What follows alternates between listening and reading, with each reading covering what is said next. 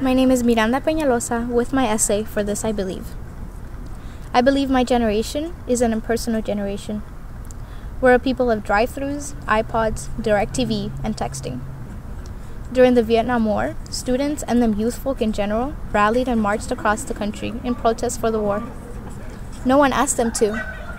They simply disagreed and then did something about it. They went out and talked to people and convinced them to join the cause. They risked their lives and sometimes the lives of others to prove a point.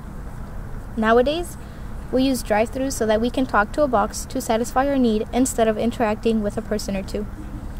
To avoid the awkward silence for being indecisive about our order, while secretly wishing the freckled teen behind the counter wasn't staring at us. Instead, it's $7.95 at the window. Do you want ketchup?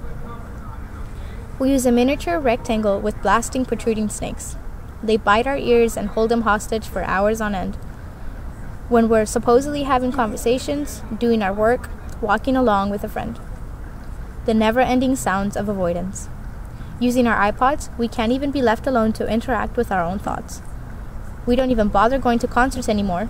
We simply download all the songs into our little rectangular box. Search, click, download, click, drag and drop, click. And then cable and DirecTV. Now we don't have to call anyone to order it or its additional channels. We simply go online and it's all a few clicks away. We have HBO and Showtime to show us all the movies we didn't even bother going to the theater for. To avoid fighting with the cashier for getting us the medium popcorn when we asked for a large. $7.95 please. Enjoy the show from your couch. And while we watch Wall-E from the comfort of our own home, we're holding a conversation over the phone with our friend, who's watching the same movie in a different couch in a different house. Oh, but we're not talking. We're texting. Flip, click, click. LOL, OMG, STFU. Click, click, flip. Meanwhile, those our age are dying, dead, or about to kill in Darfur. People with no health insurance, desperately needing care, are being dropped off in front of churches. $7.95 please used to be, that's for $50 thank you. Polar bears and penguins have lately had to bunch up as piece by piece their homes are melting away. Those our very own age are coming back from a foreign land fighting people without army uniforms to say hi to their families for a few weeks, and then off to a second, third, fourth tour. And two kinds of the same people hating, shooting, and avoiding each other for a strip of land no bigger than an average suburban city. And yet we complain when it rains because our beach plans got canceled. I believe my people, my age, my generation has started a new era. Forget about other people. We just want our $7.95 please. My name is Brian, and this is my essay for this I believe. I believe in family. If I were to list the priorities in my life, my family would be at the top.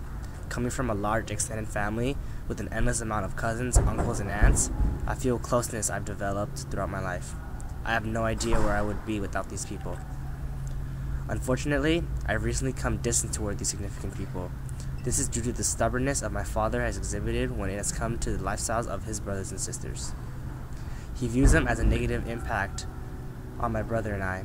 So for the past 3 years, he has cut off all direct ties he has with the siblings, leaving my brother and I isolated from the happy environment we used to share. At one time, my family would visit our other relatives' house for social gatherings, parties, and other events. At these times, we developed a very strong connection with each other. Nowadays, that bond has diminished. My father explains that he has cut off all ties from his family to protect us, saying that a selected few of his relatives exhibit characteristics that aren't ideal to look up to. He states that his sister's family constantly argue over money, and his brother's son has achieved less than satisfactory in his eyes. Because of the way he sees them, I haven't been able to have the same interaction with my relatives for over 3 years. I can honestly say I miss them terribly. Despite my father's attempt to keep me away from my family, I always make the effort to go visit the relatives that are nearby, for they have given me undeniable support throughout my life. My family has given so much support that it would be hard to completely isolate myself from them. After some time, I can hopefully rekindle my ties with my family without any opposition. I've developed a strong love for them. I believe in them, and I know they believe in me. My name is Wendy Ruiz, and this is my essay for This I Believe. I believe in creativity, in individual expression, whether it may be through music, art, film, or literature. Creativity finds its way into everything we do. Without creativity, our sense of individualism does not exist. Creativity is what makes life interesting. Creativity is the source from which we find our happiness. Creativity has no rules. There are no rules to art or music or film or literature, because then we lose our freedom of expression. If there was a set of rules for how we should do everything, our lives would be dull and monotonous. Without creativity, Franz Ferdinand cannot be the music of the night. Their new album is an example of creative juices flowing, of the chemical surge in your bloodstream. Their creativity helps keep the dance floor flirtation alive. Without creativity, Andy Warhol cannot have believed that an artist is somebody who produces things that people don't need to have. In a sense, he has a point. Creativity is not something that we need. It's something that we want because it allows us to express what we feel without putting ourselves in a position to be judged. Without creativity, true stories cannot be portrayed on the big screen. Movies such as Life is Beautiful allow so many people to connect with the story they see on the screen.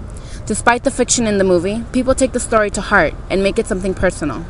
Without creativity, other authors such as F. Scott Fitzgerald could not have created the complicated life of the Great Gatsby. This story is filled with complex ideas, but anyone can relate because of the universal themes.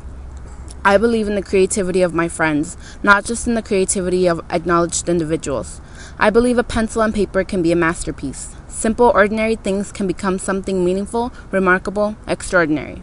I believe expression has no limits. I believe creativity makes us who we are. My name is Salcido, and this is my essay for This I Believe.